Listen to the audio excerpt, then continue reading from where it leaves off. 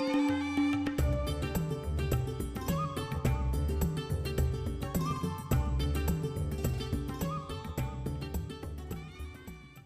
students, I am Dr. Aruna Mohan from Delhi University. Today I am discussing with you topic micturation. Micturation is another word for urine formation and urine giving out. Before we go into detail, you are already aware of kidney functioning, filtration, reabsorption, secretion, processing of filtrate and formation of urine. You are also aware of regulation of kidney functioning.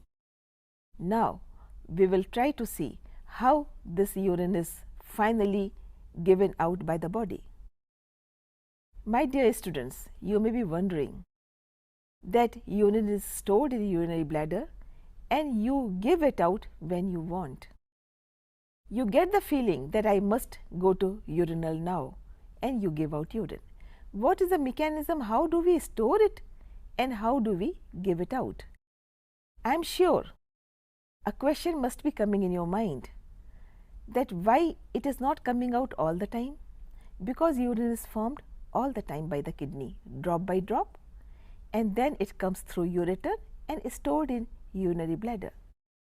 Then another question which might occur in your mind that how it remains stored and why it does not remain stored for all the time and why we have to urinate, and if we do not do that, then automatically a desire comes and we do it.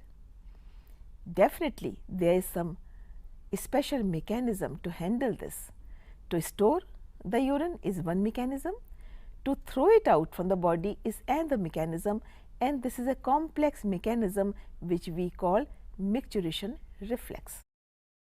Before I explain to you the micturation reflex, let me also draw your attention to other kinds of reflexes which you have in your body.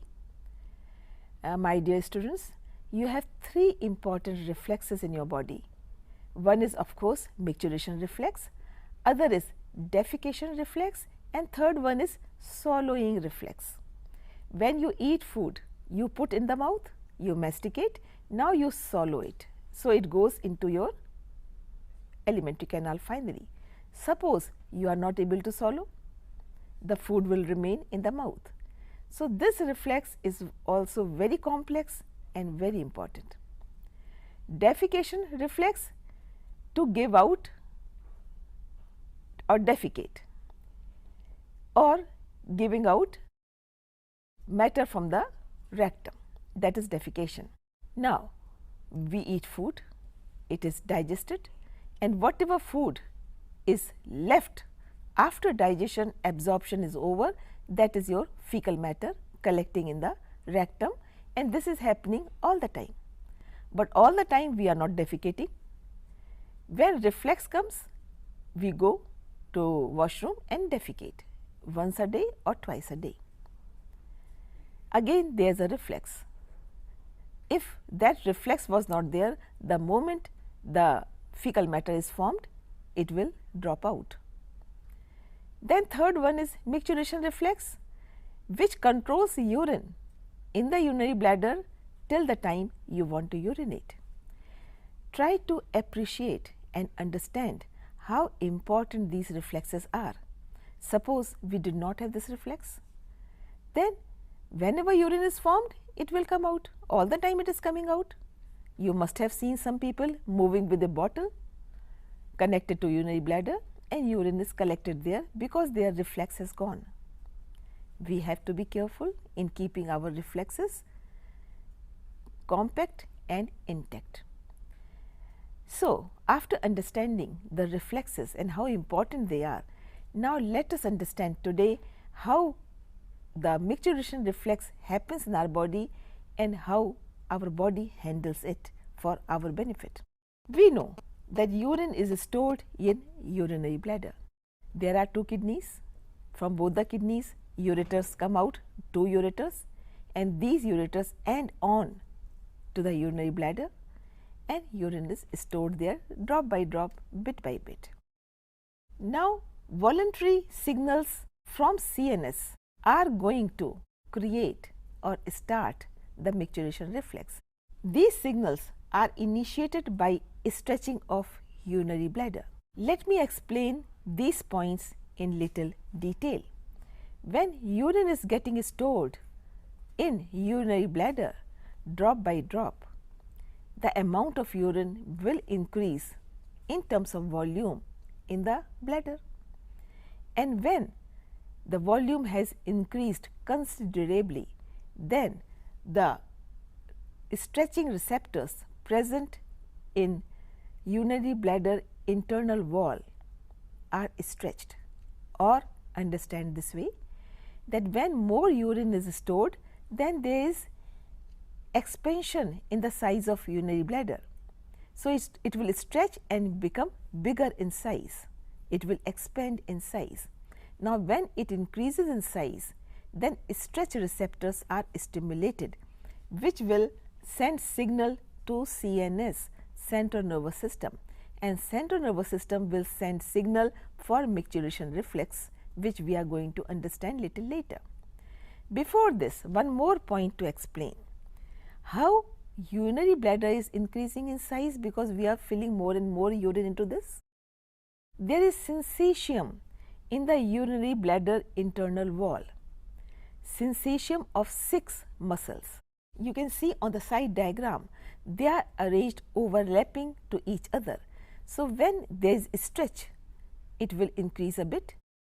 Then second membrane will come into picture, the third muscle layer, then fourth, and they will come into picture one by one to allow urinary bladder to increase in size. Otherwise, they remain in syncytium one above the other. So, these muscles will help in increase in the size of urinary bladder. This is one point.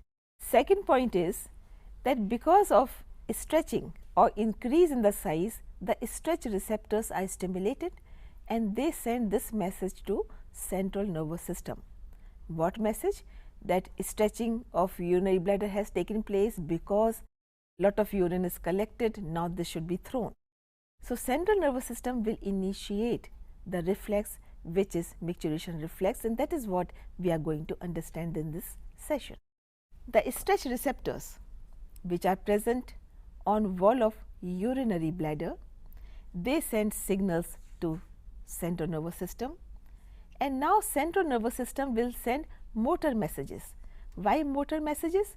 Because stimulus is taken, message is sent by sensory nerve, and response or the reply comes through motor nerve. That is the rule of nervous system functioning.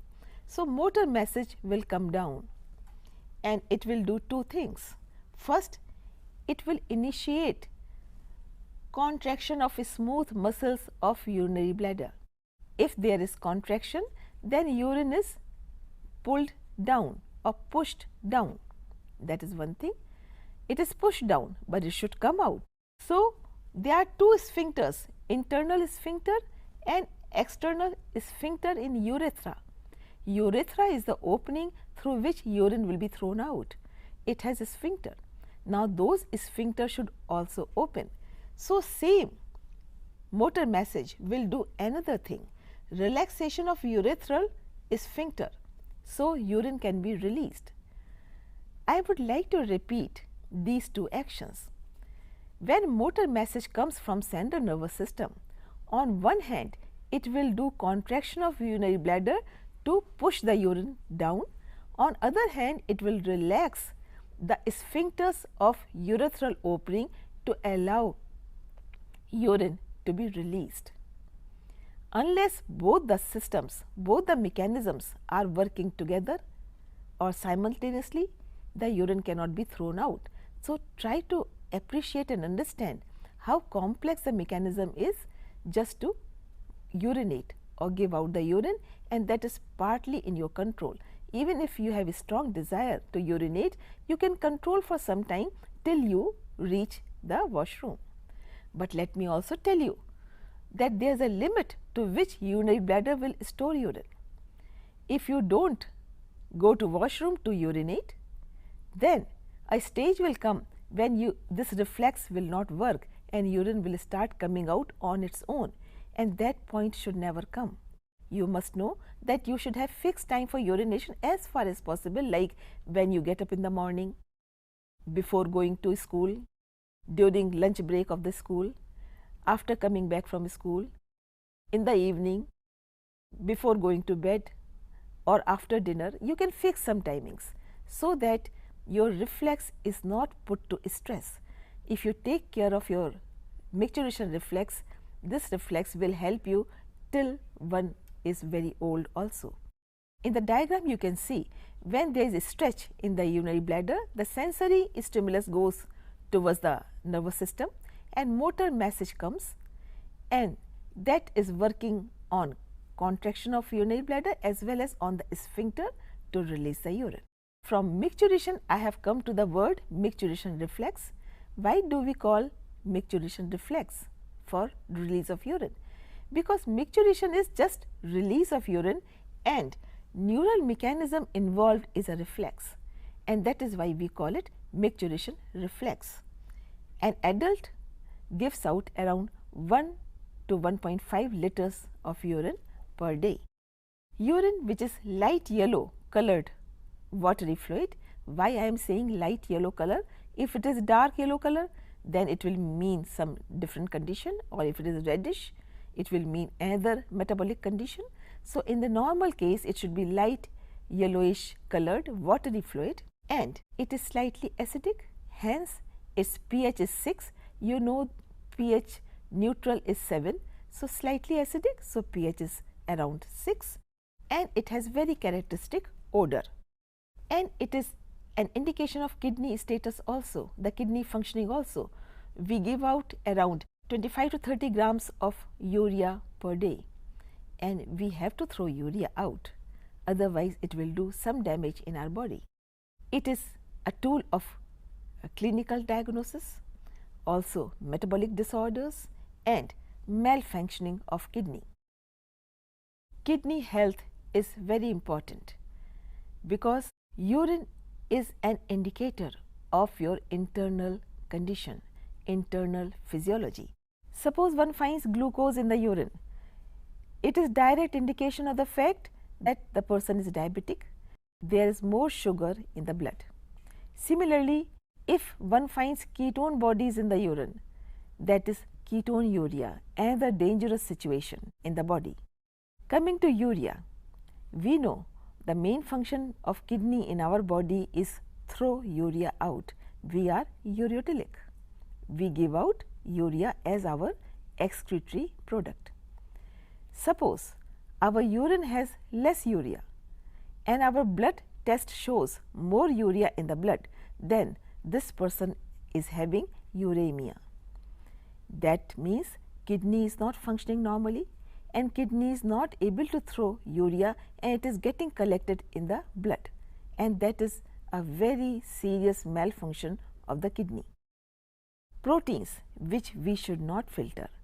I did tell you while discussing kidney structure and function that in the glomerulus in the renal capsule, when blood is filtered, the pore size of blood capillaries will not allow proteins to pass through. So, it is plasma minus protein which is filtered, and that is the filtrate. And RBCs, WBCs, platelets are also not filtered, protein is also not filtered. Now, if you find protein in the urine, that means protein is filtered, that means glomerular functioning is not proper. So, this is how urine is an indicator to show how our body is functioning inside. Sometimes blood comes in the urine, this will indicate another malfunction inside the body. So, urine is very important indicator and kidney functioning is also very important. So, in this session we have learned how important the micturation reflex is and how we can take care of keeping our micturation reflex healthy, and how it is important for our physiological excretory system, and how urine works as an indicator of internal conditions of the body. With this, we come to the end of this session. Thank you.